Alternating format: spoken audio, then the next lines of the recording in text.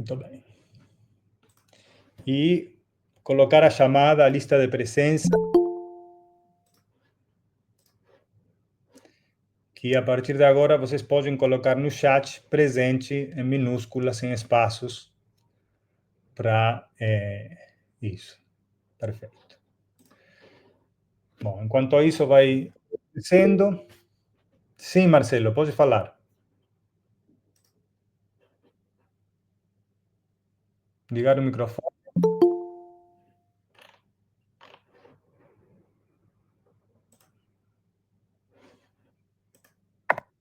Você levantou a mão, Marcelo? Desculpe-me, professor, foi por engano. Tá.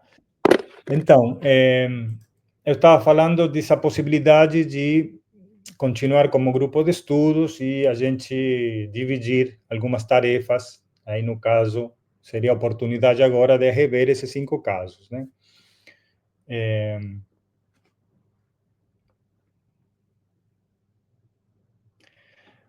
Quanto à primeira aula, a gente avançou bastante na leitura da primeira parte do capítulo 2, né? Quase finalizamos o ponto 1.1 inteiro, e hoje começaríamos com o 2, que são esses 3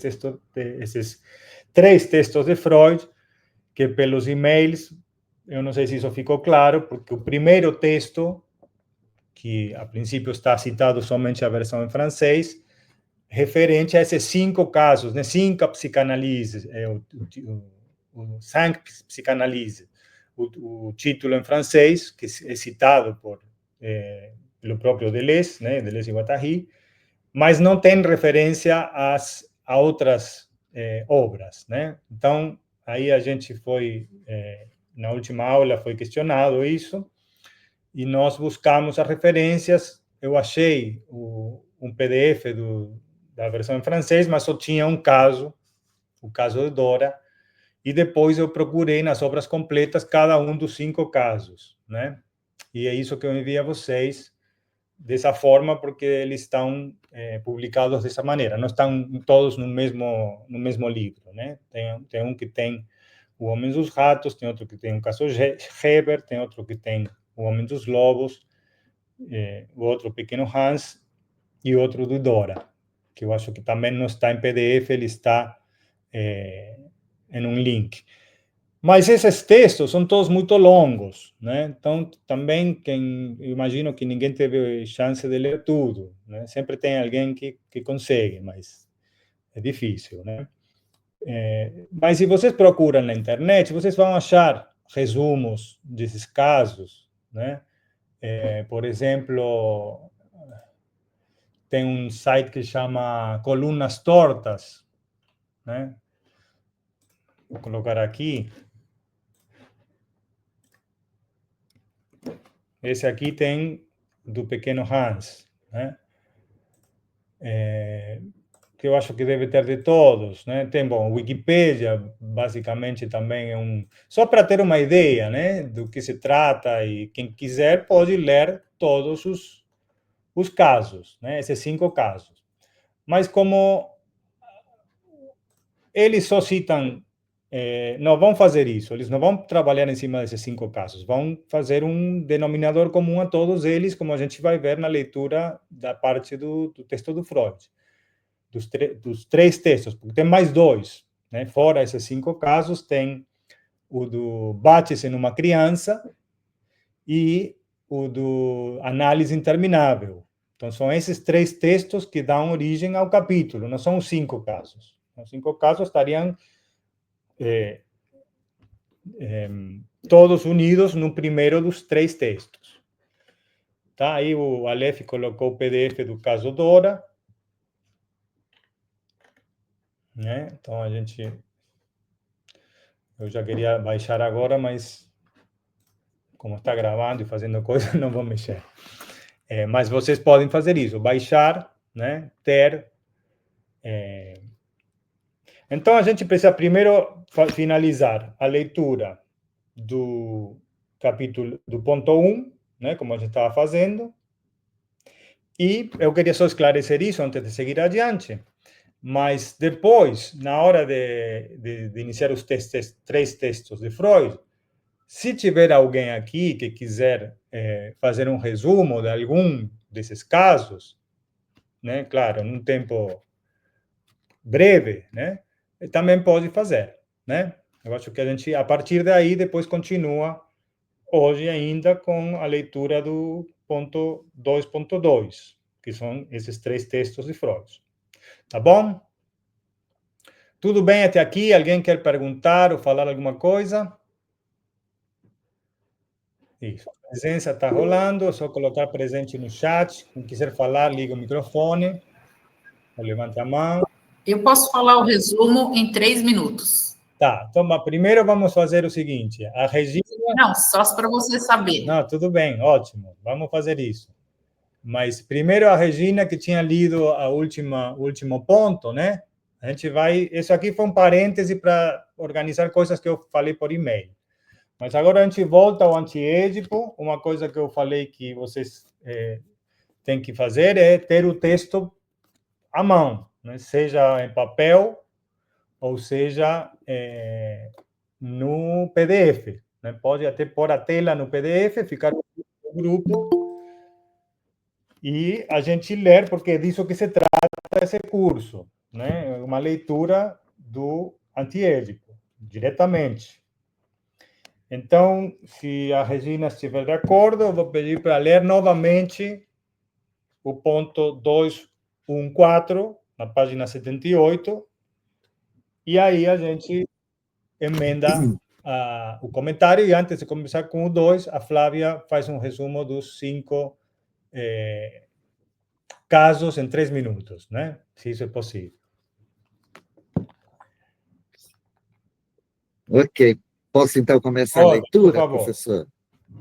Ah, desculpa, só mais uma referência bibliográfica que eu vou esquecer, que é esse daqui. Dá para ver?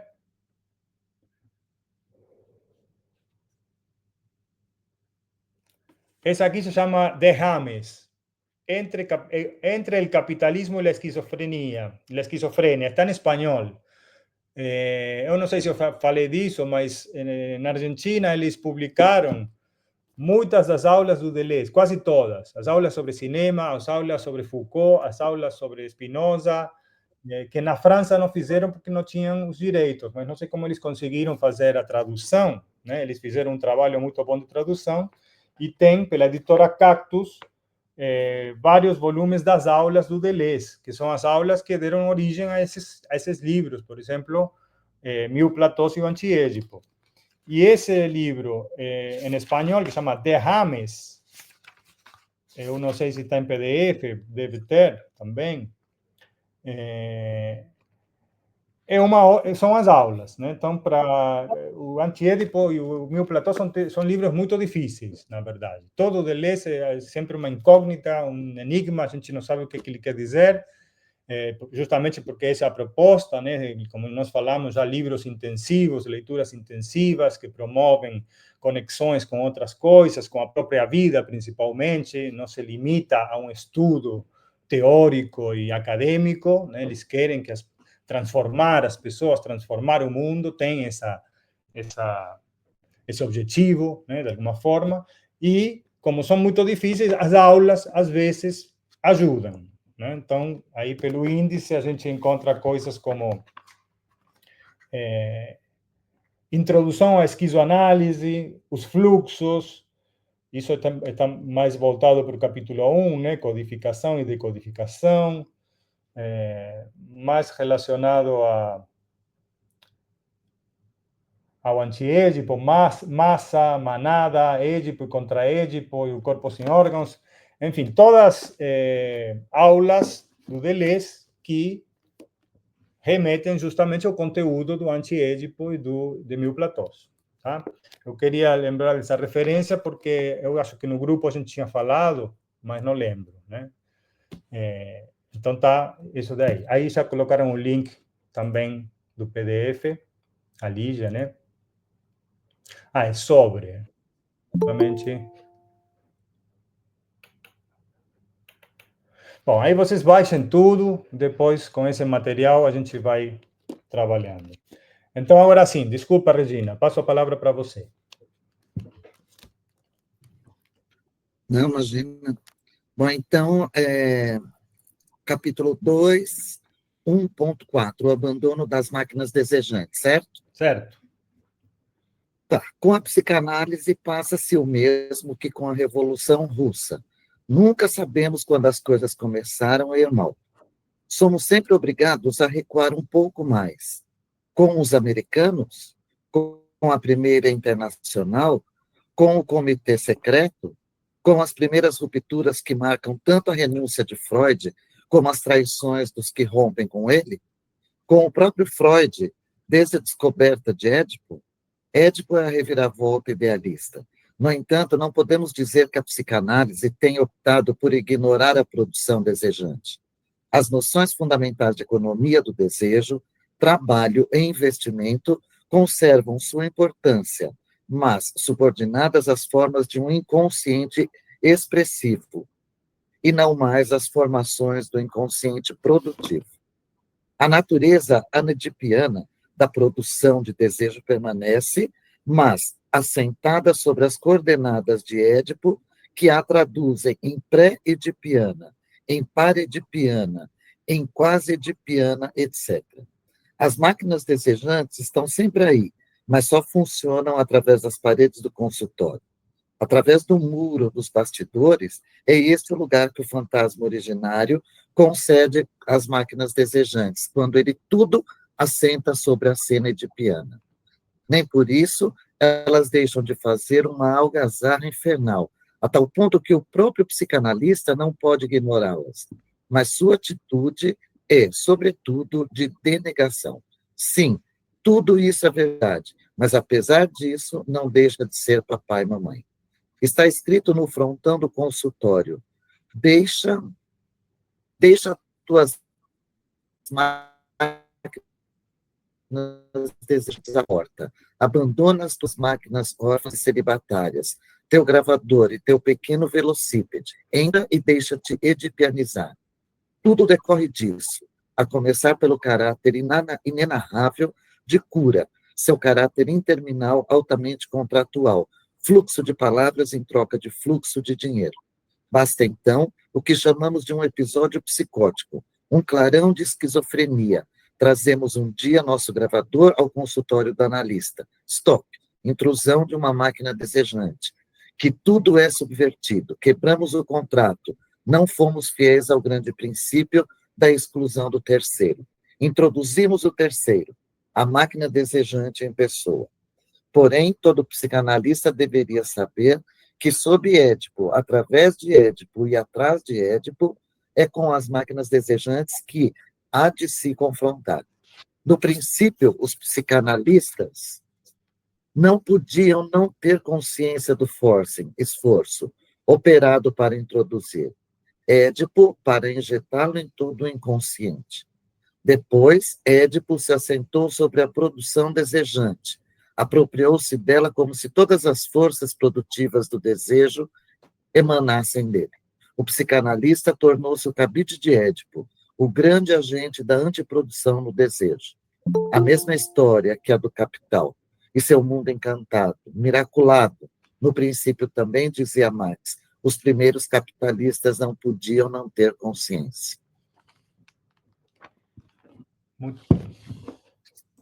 Muito bem, muito obrigado, Regina. Como você leu, se quiser, né, fazer algum comentário, alguma coisa que te chame a atenção desse parágrafo, fica à vontade. E os demais, né, que é essa nossa metodologia, a gente vai lendo um parágrafo linha por linha e depois busca elementos, dúvidas, chamar a atenção para alguma coisa que se relaciona com outra, né, tentando construir uma linha argumentativa, né? Por que eles estão falando disso, contra quem, em defesa do quê. Alguém? Eu acho que já foi falado, né, por colegas aí, mas aqui fica reforçada, né, a ideia de que seria o abandono, né, daquela ideia da psicanálise, ela restrita a quatro paredes, né?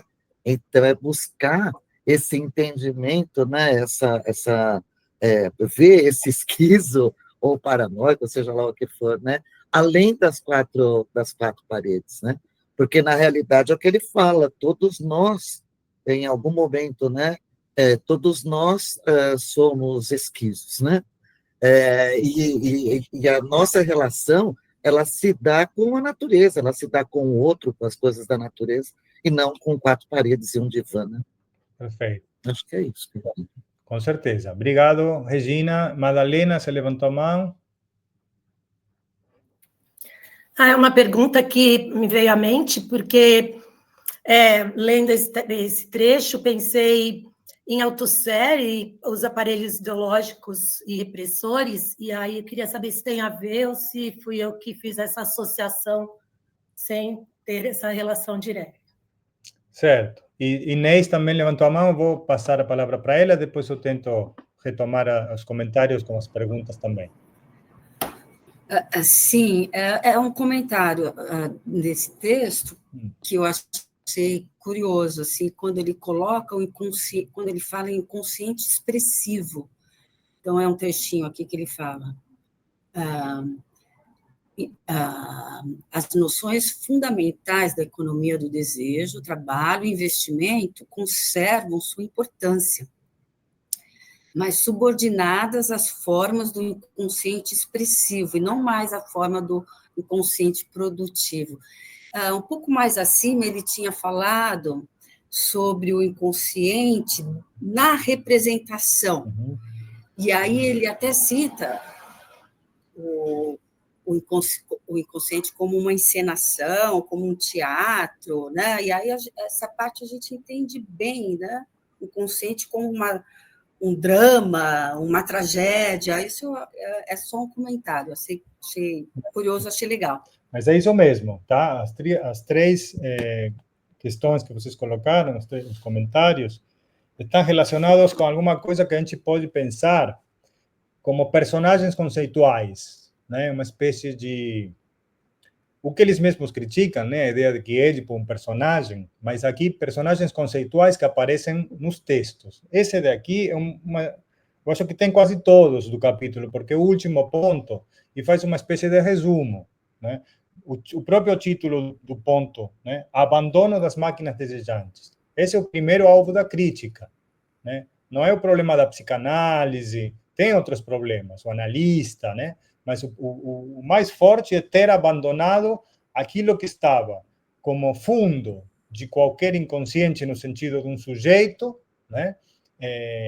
Que é a multiplicidade das máquinas desejantes, a produção ilimitada. Se vocês voltam para o primeiro capítulo, sobretudo para o primeiro ponto, o início do livro, vocês vão ver que essa ideia de uma produção desenfreada, produção ilimitada, produção de produção, conexões e fluxos constantes, é o ponto de partida deles. Então, é isso que a psicanálise vai abandonar, né?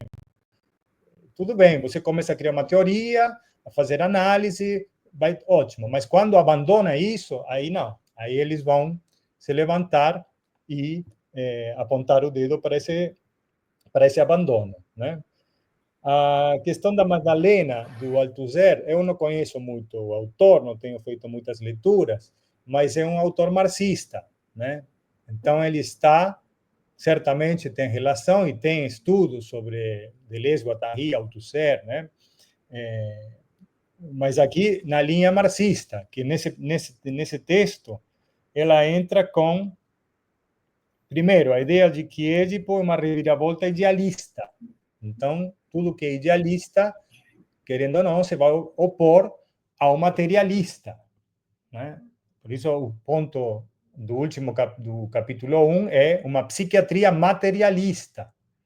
É como dizer alguma coisa marxista, né, que leve em conta as noções do marxismo. Quais são? As que aparecem aqui: economia, trabalho, investimento. Só que eles vão transferir isso não para a produção do capital exclusivamente, a produção de mercadorias, né?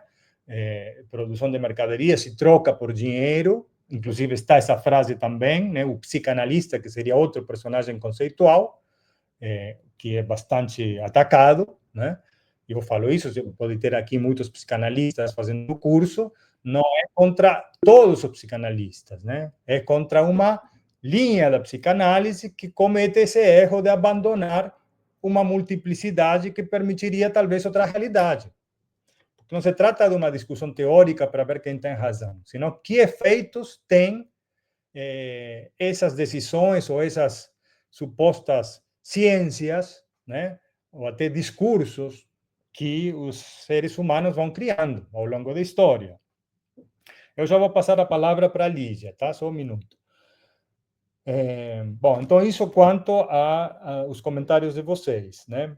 E o último da Inês, que ela destacou a questão já foi falado isso antes, né? A representação seria um outro alvo geral da filosofia do Deleuze, né? A filosofia da diferença, ela se posiciona contra 8 postulados, isso vocês vão encontrar em Diferença e Repetição, 8 postulados da imagem do pensamento, né? Um deles é que o pensamento é representativo. De fato, é muito difícil sair de uma maneira representativa de pensar, né? Pensar por imagem,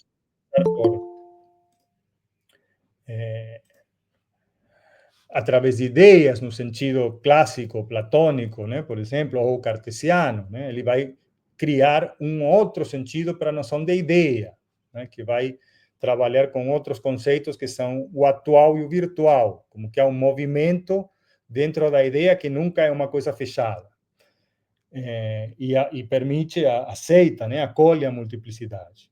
Então, por isso, um inconsciente expressivo, né? A expressão aqui está do lado do idealismo, né? Da representação, do representativo. O inconsciente se expressa através de ideias, através de sonhos, através de piadas, mas ele não produz.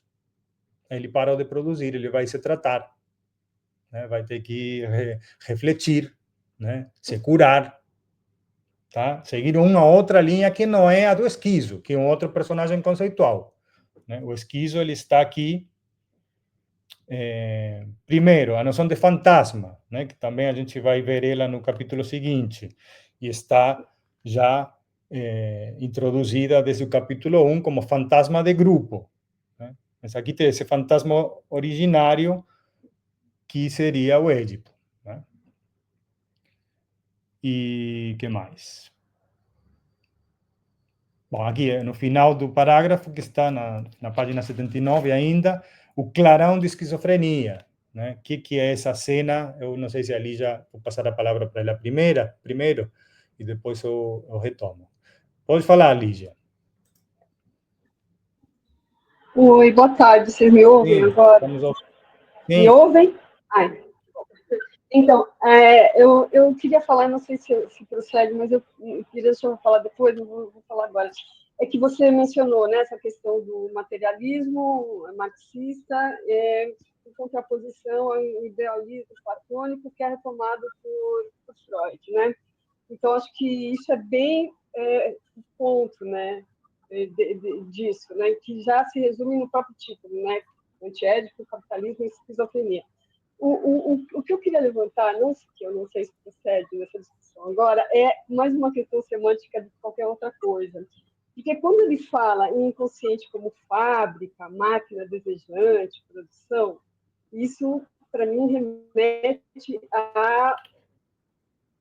ao capitalismo, que está no título, né? A capitalismo, que é o que, de certa forma, é criticado, né? Entre aspas, né?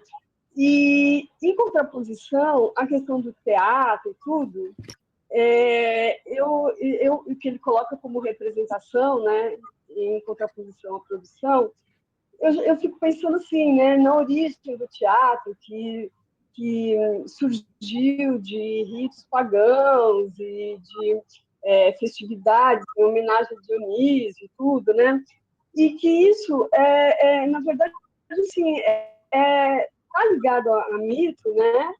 Mas o mito também era uma coisa coletiva, né? As próprias festividades em homenagem ao Dionísio, tudo, o que o Benjamin fala, né, a Walter Benjamin, de culto, né, era uma coisa coletiva, tinha as procissões, tinha um coro, que era cantado, né, a parte cantada, coral, dançado, a coreografia, tudo. Então, tudo isso fazia parte de um processo coletivo, e mesmo com a introdução de um ator, né, que incorporava Dionísio, né, que seria a representação, o teatro não deixava de ser algo catártico, né? Então, eu, nesse sentido, né, pensando na figura de Dionísio como um deus, que ele vai falar também, né, de Deus aí depois, mas que representa a fertilidade, tanto que os cultos a Dionísio começavam no final do outono, né, das colheitas, e até se estendia pelo inverno e culminava na primavera, né? Então, assim, tudo isso, e o próprio Dionísio, para mim, tem essa conotação de delírio, na acepção mais ampla, né, da palavra, né, do termo, e também de êxtase, né? Então, eu associaria essa parte ao que ele fala de que se refere à esquizofrenia, entendeu? Então, eu não sei se ficou claro esse ponto, mas aí eu entendo quando ele critica o Freud, né, por essa visão reducionista de querer enquadrar o mundo numa caixinha. Na verdade, nem uma caixinha, um triângulo, né, só 3 lados. Mas aí eu fico pensando assim, né, você usar esses termos como máquina e tudo, você também não pode incorrer numa visão meio mecanicista, assim. Eu entendo que não é a proposta deles, mas que tem também, né? Mas é um mecanicismo mais abrangente, vamos dizer assim.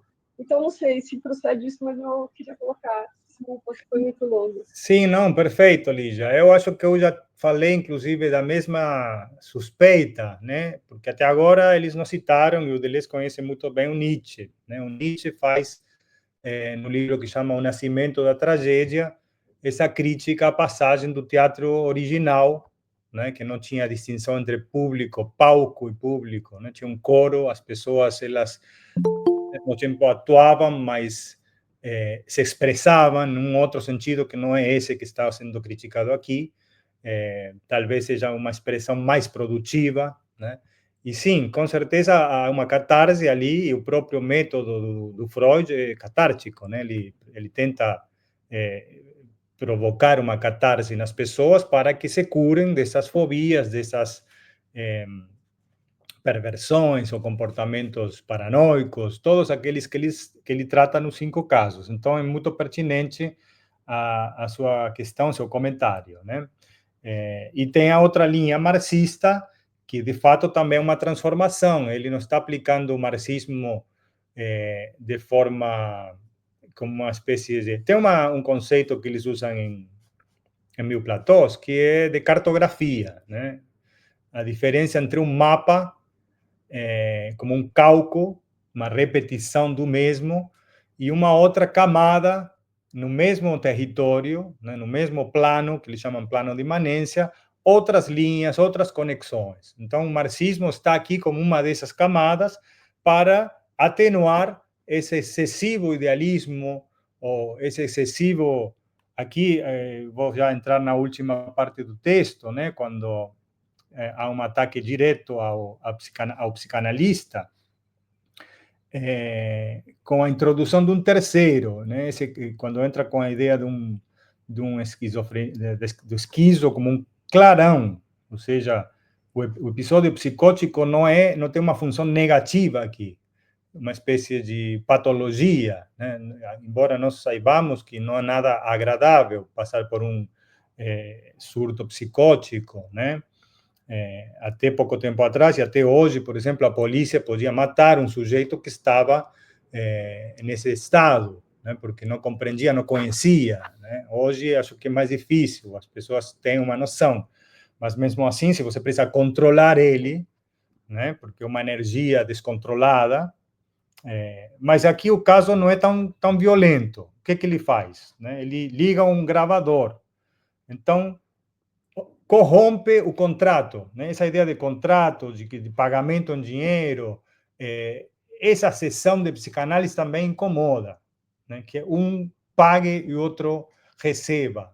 né, em uma suposta cura, além de abandonar as máquinas desejantes enquanto pano de fundo de produção, tem esse outro problema de estabelecer um contrato, uma relação de dois, né, o doente e o psicanalista. E se vocês vão na nota, que a gente não está lendo as notas por uma questão de fluxo e de andamento, mas algumas têm vários tipos de nota, né? A nota do tradutor, que esclarece alguma questão, as notas dele sobre algum dos tantos outros autores, né? A gente poderia, no grupo de estudos, não ler somente os 5 casos de Freud, mas esses próprios livros que estão sendo citados aqui, que são muito menos conhecidos e que o Deleuze e Guattari mobilizam muito ao longo de todas as obras. Mas tem um diálogo, né, que diz o seguinte: você não tem o poder de curar as pessoas, né? Seria o que diz o esquizo sendo analisado, né, quando ele surta no consultório. De sessão em sessão, você vai arrastando as vítimas, né? Aquela ideia do terceiro texto que vai ser a psicanálise interminável, né? Análise interminável. Tá? Então, se fosse uma cura rápida, acho que tudo bem, mas o problema também é essa dependência que se cria em relação ao psicanalista. Uma coisa que o esquizo fala muito: eu estou bem, né, o esquizofrênico, você que é doente, você que está com problema, né? E eles estariam de acordo com isso. Mas o doente era eu e você que era o médico, ao final você chegou a resolver seu problema de infância. E, bom, e por aí vai até um momento que fala: vou chamar a polícia, seu papai é policial. Então, essa também foi levantado por uma de vocês, agora não lembro qual, acho que pela Inês, a questão da repressão, ou pela Magdalena, né, em Althusser. Né? Há um caráter repressivo do psicanalista que também incomoda, né? Também não é nada positivo. A gente vai trabalhar com essas chaves de leitura, em que sentido isto é positivo ou negativo, né? E uma outra questão que aparece na última página, na 80, é o esforço, né? A noção de forcing, como se fosse uma espécie de... me lembra também o forceps, né? Um procedimento para forçar a saída de uma criança num parto, né? Mais que a cesariana. Mas nesse caso é para fazer o movimento contrário, para injetá-lo no inconsciente, como se fosse uma espécie de antídoto, né, ou de veneno, né, uma seringa que você mentalmente, através desse processo de análise, acaba forçando um inconsciente, que era uma outra coisa, era uma multiplicidade, umas relações de produção, a uma outra relação com o psicanalista, né? Que também é chamado aqui, juntando com a questão marxista, os que leram o capítulo 1 vão lembrar disso, o agente da antiprodução no desejo, que era, a princípio, o capital, o corpo sem órgãos, num sentido muito negativo do corpo sem órgãos, que aparece assim ao princípio, depois ele muda, né? Então, uma espécie de encantamento do capital, que é o fetichismo. Né? Todas essas coisas a gente falou bastante para entender um pouco o capítulo 1. Né? O fetichismo da mercadoria é uma das ideias do Marx. A mais-valia é outra, né? Que você troca uma mercadoria que tem um valor arbitrário. Né? Claro que tem leis de demanda, de oferta, cálculo de matéria-prima, enfim, uma série de coisas, mas no princípio, por que uma cadeira vale mais que um frango? Né? Qual critério? No início seriam trocas, né? Então, esse fetichismo é fazer uma espécie de mágica, ou encantamento, que também vejam como eles jogam, né, com as coisas. Agora, do nada, vem o marxismo dessa forma, para colocar que é um encantamento também no processo do psicanalista, na análise, né? O encantamento do Édipo no inconsciente. E esses 5 casos, eu não sei se a Flávia vai concordar com isso, mas todos eles vão resumir no papai e mamãe, né? Alguma coisa da infância, tem casos da infância, tem casos do adulto, né? Mas sempre vai remeter a esse fantasma edipiano, ou pré-edipiano ou pós-edipiano. Bom, Aleph, passo a palavra para você. Eu queria comentar, assim, ao nível de... Eu não estudei mais a fundo essas duas problemáticas, assim, mas eu acho que elas são muito interessantes e podem, talvez, engendrar mais questões interessantes, né? Essa problemática que a Lígia colocou sobre... Não seria o uso do conceito de máquina uma espécie de, sei lá, reinjeção de uma imagem, de um mecanicismo generalizado da natureza? E a outra questão que ela colocou também, que eu acho que é muito interessante, é a questão da relação entre essa ideia da produtividade e o capitalismo, né? A primeira, não sei, um mecanicismo, não sei, de base cartesiana ou alguma coisa do gênero, me parece que o que eles estão tentando fazer, se valendo dessa noção de máquina, se uma aproximação com esses mesmos filósofos do passado, né, em relação ao mecanicismo, parece que o que eles estão tentando fazer é mais da ordem, sei lá, de uma tentativa leibniziana de modificar o conceito de máquina, do que propriamente uma ideia mecanicista de base cartesiana, assim. Não sei, porque ao mesmo tempo não é só a máquina que está em jogo, né? É a máquina que está produzindo e os fluxos que elas estão fazendo, de certo modo, correr.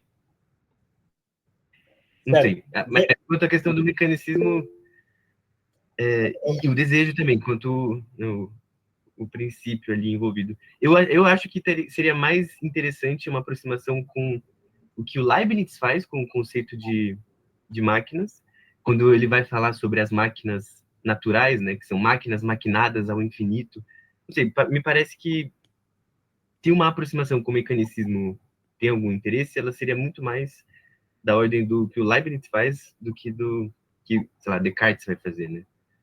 Redução de toda a natureza corporal a uma espécie de funcionamento maquínico sem espírito. Essa divisão, né, entre a extensão e que se encontra em Descartes. Enfim, eu acho que se essa aproximação é válida, seria interessante pensar do ponto de vista mais leibniziano, assim, ou neo-leibniziano, não sei. E a outra questão, mas eu não sei, justamente, é uma problemática que eu particularmente não tenho ainda, não sei muito bem como resolver, essa questão do mecanicismo. Eu tenho a vaga impressão de que eles não estão tentando cair numa espécie de mecanicismo, mas eles... Bom, enfim. Importante levantar o ponto, né? Porque aí eu quero chamar a atenção para o funcionamento de um grupo de estudos, né? Tem que ter essa dúvida, essa hesitação, essa coisa que você fala uma coisa, mas talvez não precisa concluir, mas você levantou o ponto. Agora, isso me dá uma inspiração. Eu posso falar uma coisa a ver com o que você quis dizer, mas o que me desperta é uma outra oposição clássica da filosofia, e principalmente da filosofia moderna, que é a oposição entre natureza, no sentido da física, né, e a natureza humana. E vocês lembram que uma das primeiras abolições desse tipo de dualidade está no primeiro capítulo, não tem distinção entre natureza e homem, né? Natureza e cultura. Quando nós falamos produção de produção, é produção de tudo, produção de ideias, produção de coisas, né? Produção de... e antiprodução também, né? Que aí entra o corpo sem órgãos. Tá? Então, acho que não precisa tanto justificar, a gente poderia ver se em Leibniz é mais adequado a uma de maquinismo, né? Mas a ideia de maquinismo, de maquínico, ela acompanha Deleuze, pelo menos,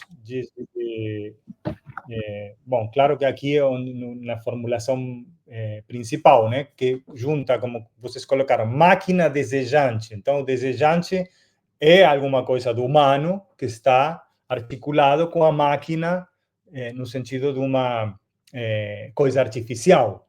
Então, por isso você tem que abolir a distinção entre natureza e cultura, ou natureza e homem, né? Inclusive contra o marxismo, que o marxismo via qualquer tipo de ideia ou de cultura como superestrutura, quando a infraestrutura era os meios de produção, né? As máquinas, esse outro sentido de máquina marxista também, ele é transformado, né? Porque a cultura, a produção desejante faz parte da infraestrutura de Deleuze e Guattari, anti-ético. Certo, Aleph? Eu não sei se eu... Sim, e tem uma coisa interessante, sim, mas essa distinção, né, entre a natureza e o ser humano, a natureza física e a natureza humana, é uma coisa que se encontra, pelo menos desde Descartes, né, a distinção entre a natureza, os seres vivos, por exemplo, sendo meras máquinas irracionais, que não só exercem uma certa configuração de movimento, configuração de momentos e figuras, e a natureza humana, que é caracterizada pela liberdade, enfim. Parece ser tá um pouco dentro dessa mesma problemática, né? Essa problemática, no caso do mecanicismo, e como ele opera essa visão da natureza. Mas a passagem para o Leibniz também ela tem um interesse especial, porque a divisão que o Leibniz vai fazer é entre máquinas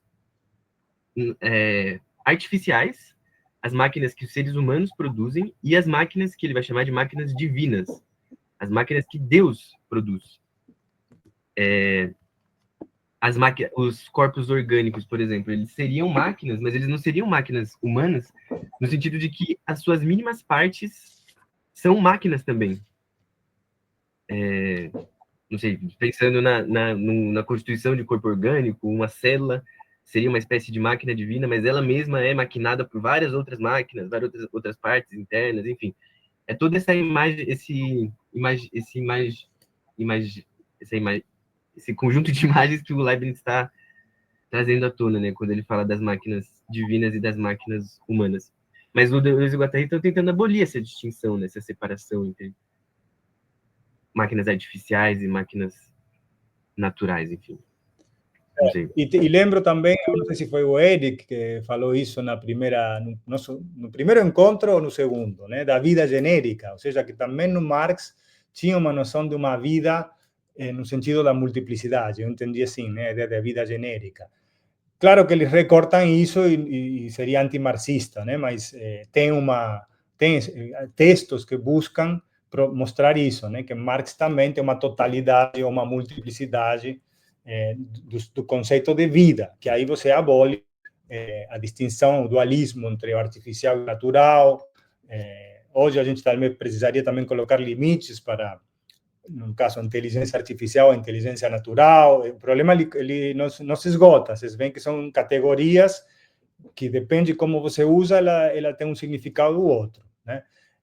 Bom, muito boa discussão. Vamos fazer girar aqui a roda. Eu não lembro quem levantou a mão primeiro, acho que é o Paulo Sena. Pode falar. Professor, eu anotei aqui uma coisa muito interessante que o senhor falou em relação a onde o senhor tocou sobre as forças de segurança, né? Em relação ao surto. Na verdade, na íntegra, eu digo para o senhor porque eu estou ligado a isso desde os meus 19 anos. Na verdade, no Brasil, pelo menos no Brasil, eu percebi que a preocupação com a questão do surto em relação, por exemplo, a pessoas que surtam no aeroporto, a GSM, já existe uma linha dentro da Polícia Militar de cadeiras, onde, por exemplo, a formação de um policial militar que vem desde o concurso, que vem da área de humanas, já se inclui na área de psicanálise e filosofia, para que ele já possa trabalhar em cima do surto. Já existe essas cadeiras dentro da Polícia Militar do Estado de São Paulo, dentro da Escola Barão do Branco, que é a escola da Polícia Militar. Quer dizer, o cara faz concurso, ele passa pelo... Antes, há 20 anos atrás, não tinha analista, não tinha preocupação nenhuma com isso, nenhuma. Hoje já se tem uma preocupação, principalmente com a saúde mental dos policiais militares. Eu estou falando do estado de São Paulo, e alguns estados do Brasil que se preocupam, por exemplo, na questão até mesmo, não de ir em cima de quem está surtando, mas em cima do policial militar que surta. Também.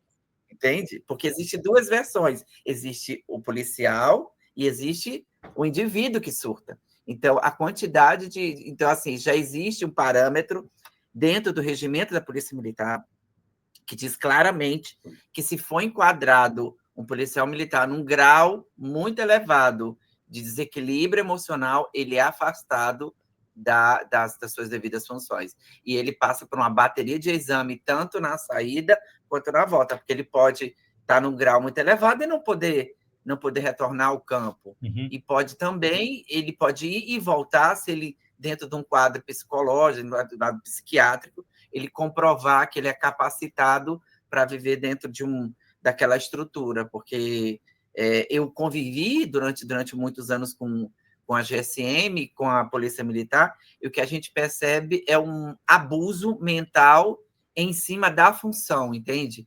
Ele está ali por 72 horas, ele tem família, ele anda com síndrome do pânico.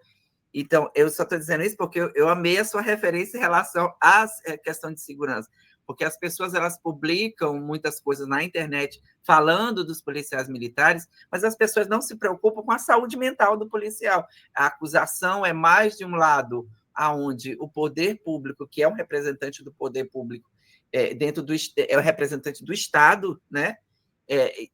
Está fazendo uma coisa do que necessariamente ele está fazendo alguma coisa que ajude a sociedade, né? É isso. Obrigado, professor, pelo toque, pelo interesse do tema.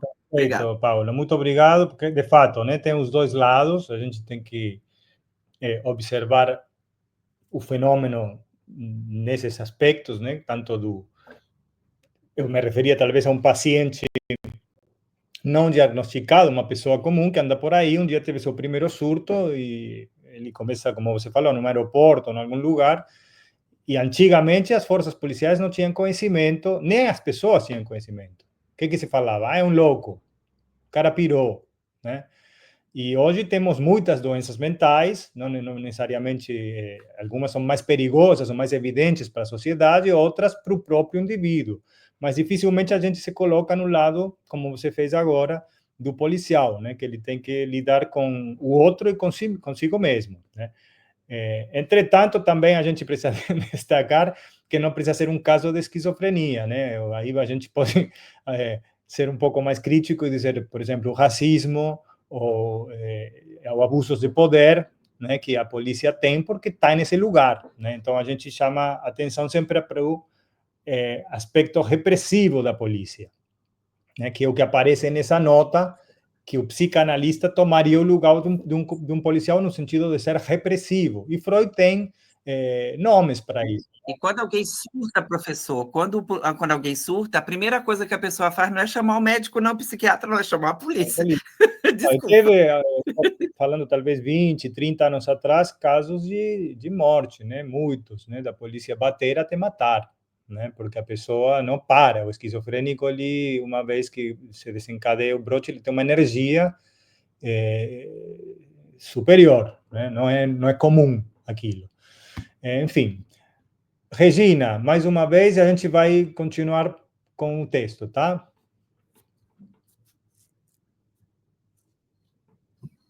Tá. Professor, eu estava pensando quando o Aleph estava refletindo aí a respeito da máquina de Leibniz, a máquina, né, cartesiana, a máquina lá mesmo antes, né, Aristóteles também. Você sabe que, eu não sei, mas para mim, quando é o meu primeiro contato aí, né, que eu estou tendo, na realidade, com um texto desse tipo. Mas a ideia que, para mim, grita mais é o pensamento de Spinoza mesmo. Porque eu lembro que o Spinoza, ele pensava o homem e também a natureza, o Deus, né, seja lá o que for, ele não pensava os dois como criativos, né? Ele dizia que, por exemplo, no caso do homem, até onde eu entendo, tá? O homem ele só seria livre, né, como a natureza ou como Deus, quando ele fosse produtivo, né? Porque a natureza ela não é criativa, ela não cria e fica lá contemplando, não, ela é produtiva. Então a ideia para mim de máquina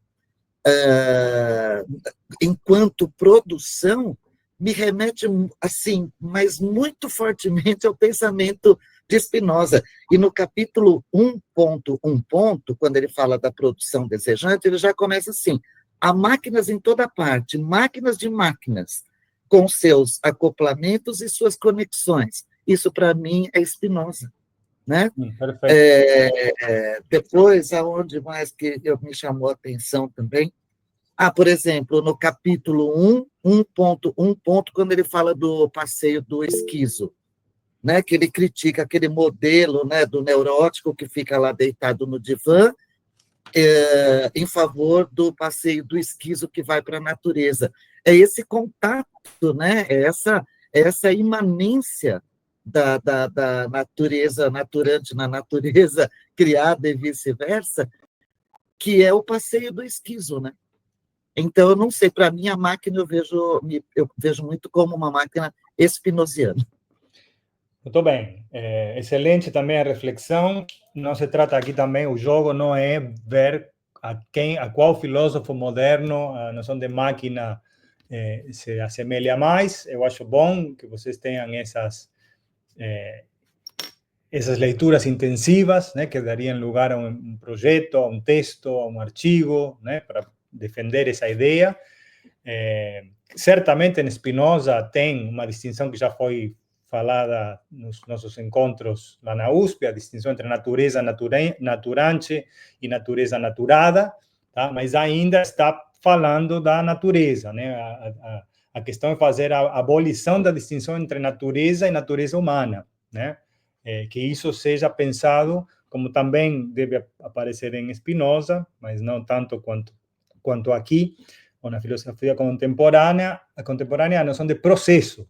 Tá? Isto é sempre um processo, é alguma coisa que acontece no tempo. Então, a máquina nunca é fixa, ou um artifício, ou uma parte mecânica exclusiva, é um processo de multiplicidades, né? É tentar se colocar nesse lugar que é a totalidade. Qualquer coisa que você possa pensar, ela vai estar, ou produzir, ela vai fazer parte, de alguma forma, desse fundo, né? Estou usando palavras de forma provisória, né? Esse fundo que é a multiplicidade, né? Multiplicidade não tem mecânica ou artificial, ou natural, humana, né? Essas categorias todas são diferentes camadas, né, do território da multiplicidade, ou que ele chama, Emile Platós, de plano de imanência. Tá? Mas eu acho excelente, tanto a do Aleph quanto a da Regina, a tentativa de fazer alguma conexão com filósofos contemporâneos, que o Deleuze conhece muito bem. O Leibniz tem um livro sobre a dobra, né, do Leibniz, e o Spinoza nem se fala, né? O problema da expressão em Spinoza, filosofia prática em Spinoza, e, sobretudo, a ideia do monismo, né? Uma substância única, que em Spinoza é Deus, e que é a natureza. Tá? Então, essa ideia, claro que está em Deleuze, muito forte em diferença e repetição, até na conclusão, né? Depois, em Emile Platós, acho que também vocês podem procurar lá o capítulo, o Platô dos Devires, né? Que tem as lembranças de um espinosista, e justamente aí se coloca a distinção entre o plano de imanência e o plano de consistência. Perdão, o plano de consistência é o plano de imanência. E o plano transcendental, né? Então, a ideia de uma transcendência, novamente, se abre um dualismo que eles querem superar com a noção de multiplicidade. Certo? Então, vamos avançar mais um pouquinho para o capítulo 2, para o ponto 2 do Anti-Édipo, né, que se chama 3 textos de Freud. Eu já fiz isso antes da aula, mas vou fazer agora, né, que é lembrar que esses 3 textos de Freud são, o primeiro, um texto em francês, né, que está na nota, ele remete um pouco confuso aqui, mas se vocês procuram o caminho, né, nota do tradutor, da página 21 da edição francesa, então tem que procurar lá no colchete, mas deve ser a página, eu marquei aqui.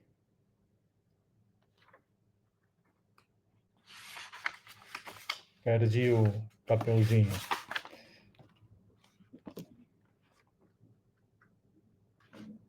Bom, esse que eu citei para vocês, Cinq Psychanalyses, né, publicado na França em 1954, e que são os 5 casos examinados por Freud, análises freudianas, que estão ali e que eu distribuí para vocês nas versões em português, nas traduções em português da Companhia das Letras, né, que estão nos volumes das obras completas, tá?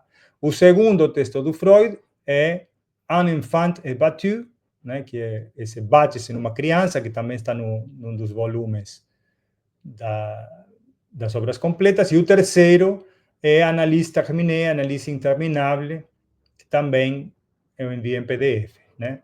Então, antes de fazer a leitura, porque eles não vão se deter em cada um desses casos, e como nós tínhamos falado no início, eu vou passar a palavra para a Flávia, fazer um resumo, você pode ter aí 3 minutos, 5 minutos, tá? Dos 5 casos que são do primeiro texto analisado. Eles pegam 3, né, e eles fazem isso dessa forma, não tem um resumo, uma análise detalhada de cada ponto, mas eles tiram o que interessa para a crítica que estão fazendo. Mas como a gente está aqui num curso, né, nós vamos fazer isso de forma rápida também, mas para que a gente possa compartilhar, né, quais são esses 5 casos, de que se trata. Se alguém mais quiser intervir nesse resumo, a gente pode passar a palavra depois. Então, Flávia, fica à vontade.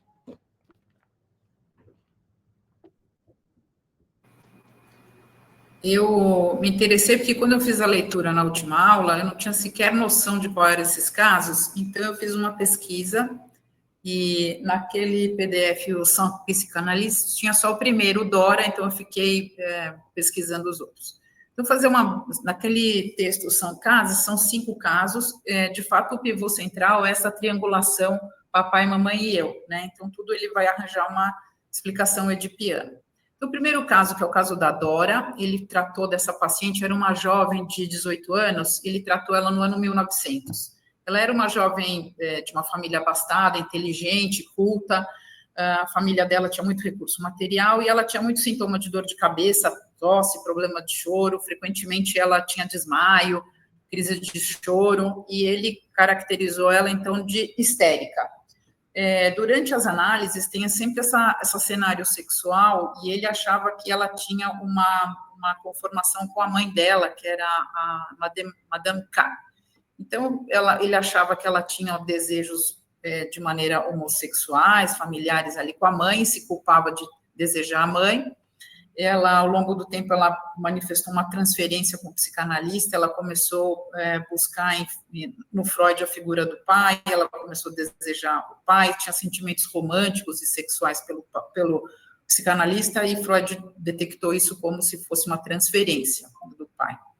Outra coisa, ela começou a ter sintomas de resistência, ela falava que ela estava normal, quem não estava normal eram os outros, né? Então, e ela usava esses recursos dessa somatização, essa crise de choro, de até um verdadeiro ataque histérico, né? Tinha esses cenários. E outro pivô central é que ele usava os sonhos dela, né? Então, além dessa questão edipiana, papai, mamãe e eu, tinha a questão dele sempre buscar uma janela para essas interpretações em cima dos sonhos. Então, de Dora, é mais ou menos isso, né? Então, a questão sexual, a questão da transferência do psicanalista, a questão papai, mamãe e eu, esse desejo pela mãe que estava sendo cerceado. No segundo, que é o Homem dos Ratos, ele tratou desse paciente, era um jovem advogado de 29 anos, e ele tratou desse paciente pessoalmente em 1907. Esse senhor, ele sofria de uma obsessão particular, ele acreditava que os pais estavam correndo em perigo, e ele queria proteger os pais, ele acabou desenvolvendo um quadro fóbico por rato, tinha uma intensa fobia por rato, e ele começou a ter pensamentos intrusivos, repetitivos, e compulsões ritualísticas para proteger dos ratos. Hoje a gente caracteriza esses sintomas como TOC, né? transtorno obsessivo-compulsivo, ele fazia esse ritual para proteger os pais. O cerne disso também estava na relação papai, mamãe e eu, né? E ele identificava o rato como o pai. Então, ele inconscientemente ele jogava essa questão do pai. O start que Freud achou era uma questão de uma punição que o pai teria aplicado a ele quando era criança. E o ponto desse caso clínico em particular é essa da obsessão e compulsão, esse desenvolvimento de rituais, né, para você se livrar da questão do pensamento intrusivo. O start foram experiências traumáticas e essas associações inconscientes que ele acabou tendo esse acesso pelos sonhos. Então, o que chama atenção nesse caso é o acesso ao inconsciente também pelos sonhos, e como comportamentos bizarros, eles podem ser uma expressão de uma coisa lá para trás que a mente não estava acessando. E também dessa maneira que o acesso dos problemas psicológicos complexos ali, às vezes por uma abordagem psicanalítica, pode levar mais tempo para o acesso. Esse foi o segundo caso.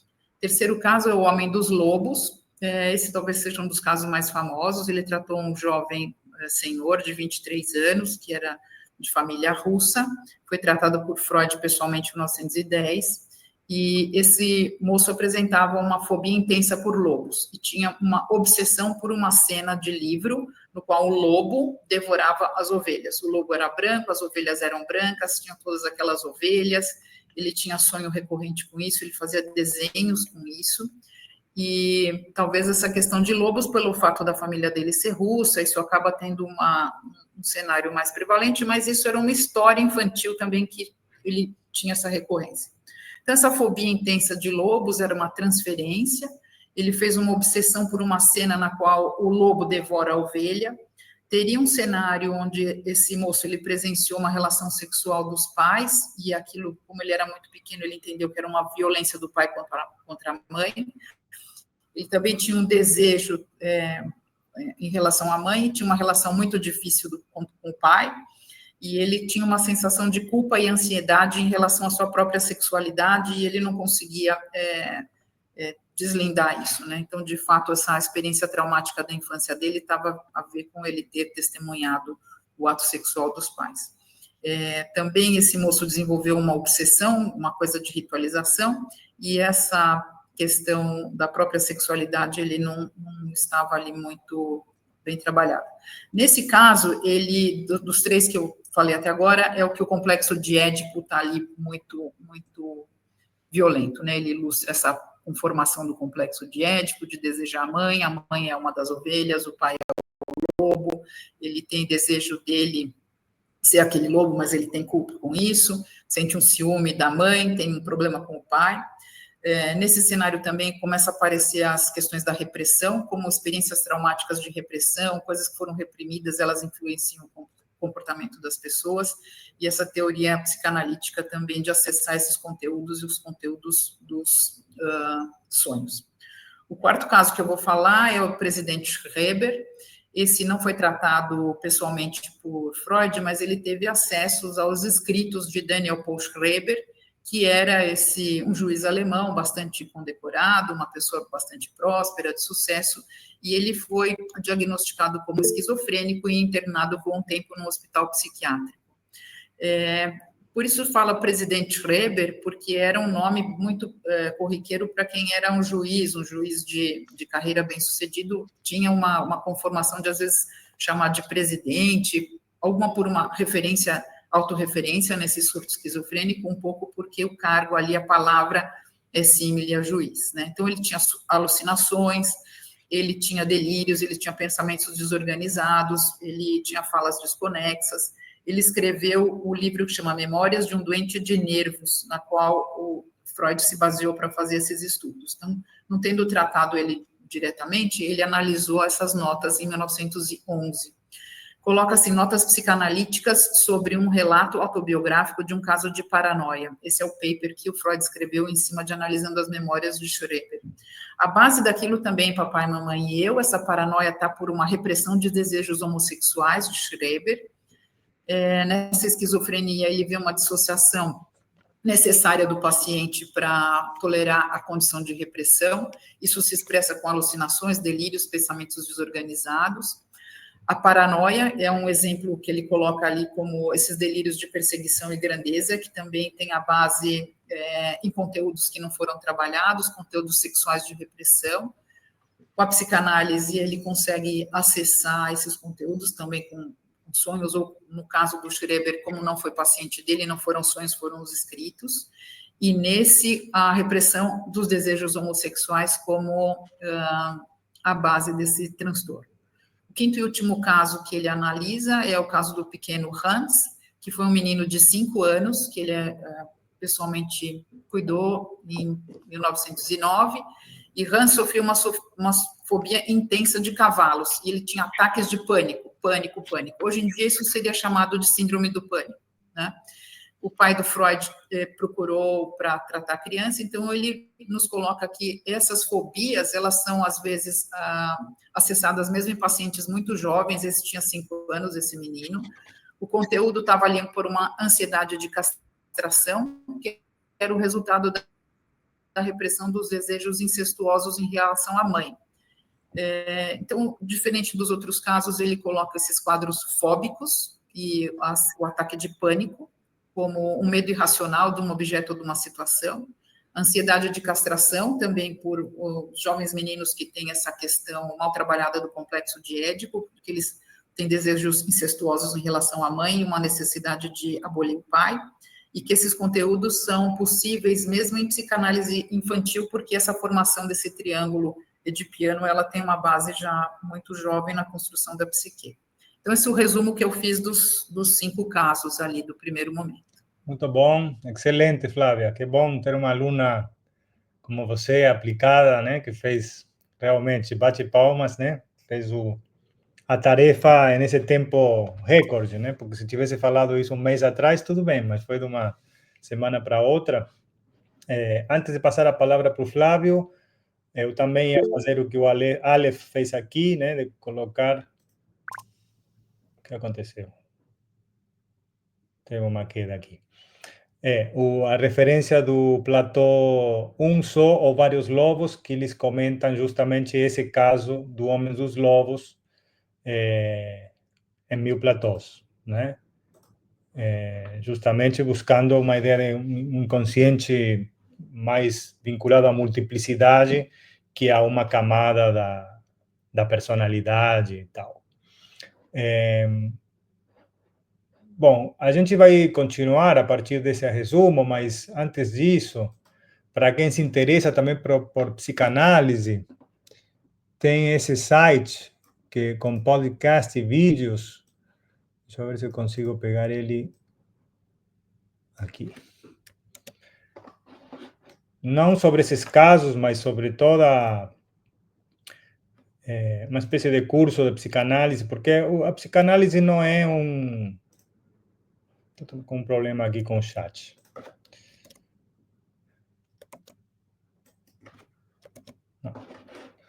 Não vou conseguir. Chama SPcast. Vou colocar aqui uma das páginas para ver se... Aí foi. Não é como um curso universitário, né, que você faz um curso na universidade e finaliza, tem um título, né? A psicanálise, você, até onde eu sei, pelo menos, você precisa primeiro fazer análise para entender em que consiste a prática e depois fazer cursos de história, uma especialização, um curso mais... Tem vários, eu faço parte dele. A Associação Psicanalítica do Brasil, de São Paulo, da Bahia, cada estado tem, e eu não estou pretendendo fazer nada de curso de psicanálise, mas pelo menos... E tem online. Tem online também. Isso para quem quiser fazer um curso de psicanálise, especializar nisso, ou conhecer um pouco mais desses casos e da metodologia freudiana, né? Para nós aqui, hoje, é suficiente com o resumo que nós fizemos e com a leitura que a gente vai fazer. Mas o ideal seria ler os textos que eu indiquei, que estão nos volumes correspondentes das obras completas, né, para ver toda a discussão e todos os sonhos que eles relatam e como esses sonhos são interpretados por Freud, que no final das contas é isso em que consiste a psicanálise, que é uma genialidade, né? Embora nós temos aqui do lado da crítica, né, do lado do Deleuze e Guattari, eles se apropriam de alguma coisa que interessa a eles para fazer essa crítica, né? Mas na origem, na psicanálise, talvez ela tenha ainda um futuro, né? Há também uma coisa um pouco obsessiva de todo mundo fazer psicanálise. Na Argentina teve muito isso, né? No Brasil, acho que tem um problema da desigualdade, porque, como vimos aqui, tem troca de dinheiro. Então, chega um ponto que a gente percebe que o psicanalista ali também vive disso, né, gente? Então, não vai fazer de graça, isso aí acaba sendo um comércio, né? Um negócio como qualquer outro. Paulo, você levantou a mão ou era só... Professor, eu achei lindo que essa moça, que eu não lembro o nome, leu agora, que realmente tudo que ela leu é as bases do meu mestrado, né? E a base do ESPER. A gente fala toda a aula exatamente exatamente sobre esses textos dela, né? Então, eu posso dizer para o senhor que quem hoje tem aula não, tem o podcast lá do ESPER, e ele vai falar exatamente de um dos pontos que ela falou, no terceiro que ela falou, né? Que ela falou 5, né? E o ESPER, assim, engraçado que o nosso professor é argentino, nosso coordenador é argentino, né? Então tem o mesmo sotaque que o senhor, né? Então é muito notório, então é valoroso demais se entender para entender os outros, né? Eu achei muito bonito, achei muito interessante. Né? Eu até pensei também, né? Porque tem essa coisa dos argentinos terem levado a psicanálise para todo mundo, praticamente, né? Nas últimas décadas. E eu relutei, e, de alguma forma, essa é uma espécie de entrada, né? Essa aula aqui, mas eu, como eu falei no início... Esse curso... Sim, pode falar. Este curso aqui, ele está praticamente uma aula inteira de psicanálise. Realmente, a gente pegou esse ponto, né? Mas eu vinha, na USP eu vinha da parte da arte, literatura, pintura, antes disso cinema, e eu acabei entrando por uma aula que também fizemos na iniciação científica e foi, não sei se votado, uma discussão aí intensiva. Se alguém tiver interesse no ESPER, se alguém tiver interesse no ESPER, gente, vale a pena, porque assim, tem vários ramos, tem literatura, tem a parte de psiquiatria, tem a parte de introdução, quem não tem conhecimento na área de psicanálise freudiana e lacaniana tem o começo, tem a base, assim, é uma estrutura muito positiva para quem já está dentro da área de psicanálise, para quem é filósofo, e para quem não quer nem se aproximar da psicanálise, quer entender esse mundo, que é o mundo de Lacan e o mundo de Freud, né? Tá, aqui também está tendo uma outra linha pelo chat, né, que estão falando da Clarice Lispector, aí colocou das baratas. Eu não ia falar isso, mas justamente agora no almoço a minha filha, afilhada, né, ela está com medo obsessivo, assim, de uma fobia de baratas, justamente, né? E eu acabei falando, está gravando isso, pô. Você falou com a psicóloga, né? Porque de repente tem tudo bem, as baratas a gente tem que eliminar, mas se você não consegue matar, são 2 problemas: um, eliminar as baratas, mas outro que você tenha medo delas. Então veja como sua psicanalista, se tem alguma questão de papai e mamãe, certamente deve ter. E aí, para seguir adiante, eu vou colocar aqui um site também sobre o Homem dos Lobos, mas é interessante os sites, né? A Razão Inadequada é um dos deleuzianos, que um grupo, né, também de pesquisadores sobre Deleuze. Aqui tem um texto sobre, quem gosta de resumo, né, para uma introdução, justamente a esse Um Só ou Vários Lobos, que o Aleph colocou o link para o texto. E o SPCast, que é o Daniel Omar Pérez, argentino também, mas muito tempo no Brasil, pesquisador e professor na Unicamp. Coordenador do ESPER.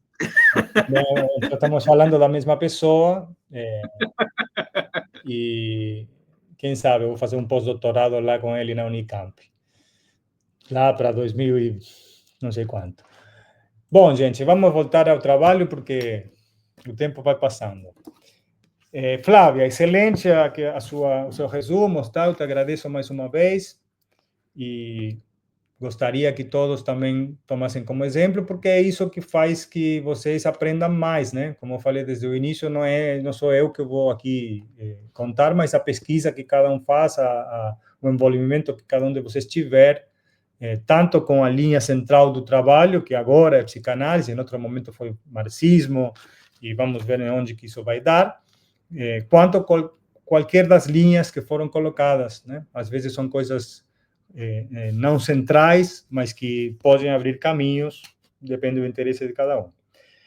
Então, vamos agora sim passar para o 2.2, 3 textos de Freud, sabendo que esse é o primeiro que vai ser relatado. E eu queria que alguém que não leu, talvez o Theo, né, que também você estava lá no grupo da iniciação científica, ou os pessoal que se inscreveu e teve a sorte, né, de pegar as 80 vagas. Se eu pudesse falar para os 30 que faltaram, né? Poxa, vocês tiraram um lugar de 4.800 que tiveram interesse em se inscrever. Mas, enfim, é você, Theo, que estava lá? Eu estava lá sim, professor.